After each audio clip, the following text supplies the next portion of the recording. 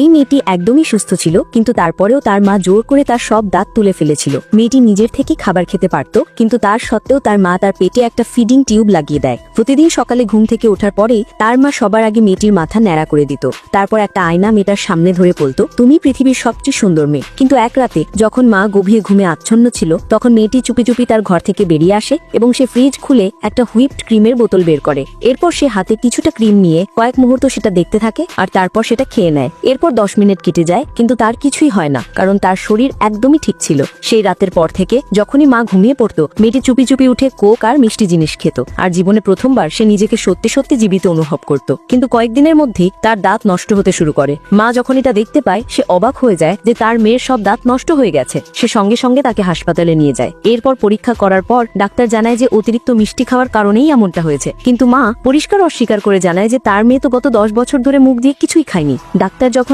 আরো ভালোভাবে পরীক্ষা করেন, তখন এক চমকে দেওয়ার মতো সত্যি সামনে আসে। মেয়েটি খাওয়া দাওয়া করার জন্য পুরোপুরিভাবে সক্ষম ছিল আর তার কোনো ফিডিং টিউবের দরকারই ছিল না। এই কথা শোনার পরই মা বিষয়টা ঘুরিয়ে দেয় আর মেয়েকে নিয়ে হাসপাতাল থেকে তাড়াতাড়ি বেরিয়ে যায়। তারা চলে যাওয়ার পর ডাক্তার যখন মেয়েটির পুরো মেডিকেল হিস্ট্রি আবার চেক করে দেখেন, তখন তার সন্দেহ হয় যে মেয়েটির মা হয়তো তার উপর অত্যাচার করছে। তাই তিনি সঙ্গে সঙ্গে চাইল্ড প্রোটেক্টিভ সার্ভিসেসকে ফোন করেন।